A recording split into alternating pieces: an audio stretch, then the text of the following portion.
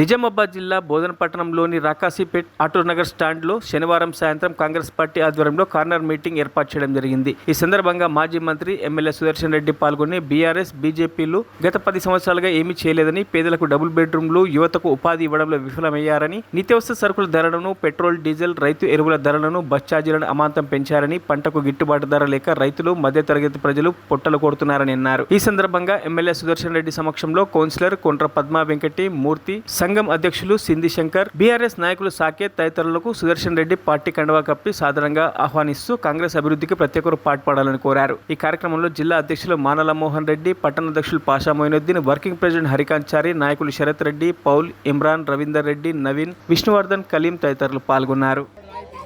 నా మహిళా సోదరులకు, రైతులకు, యువకులకు,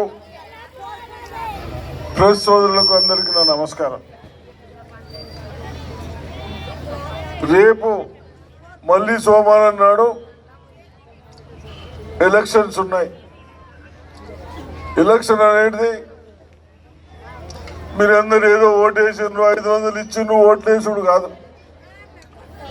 ఇప్పటిదాకా మోహన్ రెడ్డి గారు చెప్పారు, శరత్ రెడ్డి గారు కూడా చెప్పారు. ఇవన్నీ ఓట్లు వేసిన తర్వాత మన పిల్లలకు ఉద్యోగాలు ఇవ్వాలి, ధరలు పెంచద్దు, మనకు పని చూపించాలి, ఇల్లు లేని వాళ్ళకి ఇల్లు ఇవ్వాలి.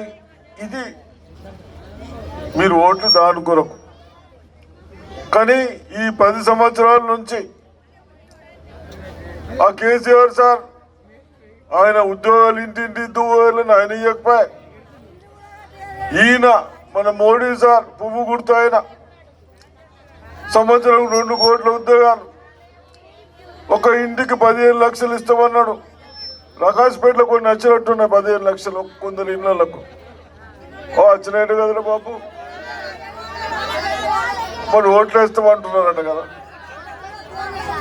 15 లక్షలు ఇస్తామనే 15 లక్షలు లేవు, 2 కోట్ల ఉద్యోగాలు లేవు, మంచు నూనె, పాల ప్యాకెట్లు, ఈ బట్టలకు ఎన్ని ట్యాక్సులు వేసింది. ఇప్పుడు మంచు నూనె ఎంత? 130 రూపాయలు. ముందెంతున్నా మనం ఉన్నప్పుడు 60 రూపాయలు ఉండే, డబుల్ ఎక్కయింది.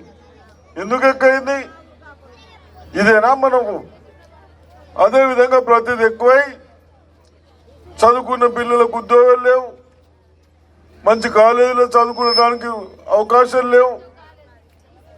ఇవన్నీ మనని ముక్కు విండి వసూలు చేసి పెద్ద పెద్ద వాళ్ళకి ఇచ్చుడు తప్ప గరీబులను అందరిని పక్కన పెట్టారు.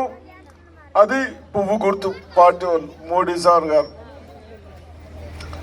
మళ్ళీ ఇప్పుడు ఓట్లకు వస్తూ ఉన్నారు, భగవంతుడి పేరు మీద చెప్తా ఉన్నారు, ఇంటింటికి అక్షంతలు పంపుతా ఉన్నారు. మనమందరం ఎవరికి చాదరైన వాళ్ళు భగవంతుని ప్రార్థించుకుంటాం, పూజ చేస్తాం, గుడికి పోతాం, ఇంట్లో కూడా చేస్తాం. పార్లమెంట్ ఎలక్షన్లో భాగంగా మన రాకాస్పేట్ ప్రాంతానికి ప్రచారం నిమిత్తం మన పెద్దలు మాజీ మంత్రివర్యులు సుదర్శన్ రెడ్డి గారు వచ్చారు. కాబట్టి ఏదైతే గత అసెంబ్లీ ఎలక్షన్లో మనం 6 గ్యారంటీ స్కీములు ఇస్తామని ఎన్నికలకు వెళ్ళినామో, మీరందరూ ఆ గ్యారంటీ స్కీములు నమ్మి కాంగ్రెస్ పార్టీకి ఓటేసి మన కాంగ్రెస్ అభ్యర్థి సుదర్శన్ రెడ్డి గారిని గెలిపించిన తర్వాత 6 గ్యారంటీ స్కీముల్లో ఏదైతే బస్ ఫ్రీ ఇస్తామన్నామో మహిళలకి, బస్ ఫ్రీతో పాటు 200 యూనిట్ల వరకు కరెంటు ఫ్రీ, అలాగే గ్యాస్ సిలిండర్ 500కి, ఆరోగ్యశ్రీ ఏదైనా మనకి వైద్య ఖర్చుల కోసము ప్రైవేట్ ఆసుపత్రిలో వైద్యం చేయించుకోవడానికి 10 లక్షల వరకు ఫ్రీగా ట్రీట్మెంట్ చేసుకోవడానికి ఈ హామీలు నెరవేర్చడం జరిగింది. మీ అందరికీ అందుబాటులోకి వచ్చినాయి. తర్వాత పోతే మనము ఇందిరమ్మ ఇల్లు ఇస్తామని మాట ఇచ్చినాము, అలాగే ఆడపడుచులకు 2500 పెన్షన్ ఇస్తామన్నాము.